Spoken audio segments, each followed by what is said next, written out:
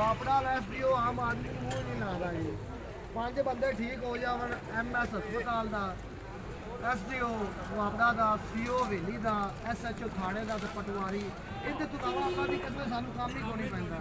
ਜੇ ਇਹਨਾਂ ਨੂੰ ਆਪਾਂ 4-5 ਬੰਦਿਆਂ ਨੂੰ ਤੁੰਨ ਕੇ ਲਵਾਂਗੇ ਕੰਮ, ਜਿਹੜਾ ਐਮਐਲਏ ਹੋਵੇਗਾ ਤੁੰਨ ਸਕਦਾ। ਜਦੋਂ ਤੁੰਨੇਗਾ ਤਾਂ ਕੰਮ ਠੀਕ ਹੋਵੇਗਾ ਤੇ ਗਰੀਬ ਆਦਮੀ ਜ਼ਰੂਰ ਤਰੱਕੀ ਕਰੇਗਾ, ਆਮ ਆਦਮੀ ਜ਼ਰੂਰ ਤਰੱਕੀ ਕਰੇਗਾ। ਮੀਆਂ ਮਜ਼ਦੂਰ ਨੇ ਕੰਮ ਕਰਾਏ ਬੜੀ ਦੇਰ ਹੋ ਗਈ, ਹੁਣ ਉਹਨਾਂ ਦੀ ਔਲਾਦਾਂ ਆ ਗਈਆਂ, ਅੱਗੋਂ ਉਹਦਾ ਪੋਤਰਾ ਵੀ ਆ ਗਿਆ ਮਜਮਾਨ। ਇਹਦੂ ਮੀਆਂ ਮੋਹਿਤ ਸਾਹਿਬ ਲੜ ਚੁੱਕੇ ਨੇ, 15 ਸਾਲ ਹੋ ਗਏ। ਅੱਲਾ ਦੀ ਕਸਮ ਸਾਡੇ ਸ਼ਹਿਰ ਵਿੱਚ ਅਸੀਂ ਖੱਜਲ ਖੁਆਰ ਹੋ ਰਹੇ ਹਾਂ। ਸਾਡੇ ਹਾਈ ਸਕੂਲ ਦਾ ਕੋਈ ਬੰਦ ਨਹੀਂ ਅੱਜ ਕੱਲ੍ਹ ਕਿਸੇ ਚੁਕਾਇਆ। ਮੈਂ ਵੀ ਉੱਥੋਂ ਪੜ੍ਹਿਆ ਮੀਆਂ ਸਾਹਿਬ ਤੋਂ। ਮਿਹਰਬਾਨੀ ਕਰਕੇ ਆਪਣੇ ਗਰੀਬ ਭਰਾ ਨੂੰ ਇੱਕ ਵੋਟ ਦੀ ਗੁਜ਼ਾਰਿਸ਼ ਹੋਈ।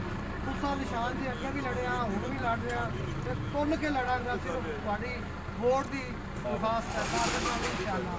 ਅੱਲਾਹ ਤਾਲਾ ਦੀ ਜ਼ਾਤ ਅੱਲਾਹ ਕੇ ਕੋਲ ਸਵਾਬ ਹੈ इंशाल्लाह। कड़ी नाल इंशाल्लाह कड़ियाँ लगियां जाएंगे तो आप जित जावांगे। मायूसी गुनाह है इंशाल्लाह। जो मैं खड़ा अगे भी तो हूँ भी खड़ा तो इंशाल्लाह जित के भी खावागा। जे मैं कोई गलत सोचा तो अल्लाह करे मैंने जितावे ही ना। 1% भी कोई हराम खावा मेरे पल्ले कुछ नहीं। जो मैं जितन तो बाद जो मेरे को पल्ले होवे तो आख्या जी हराम है। इंशाल्लाह मैं तुहाडे सामने हर जगह ते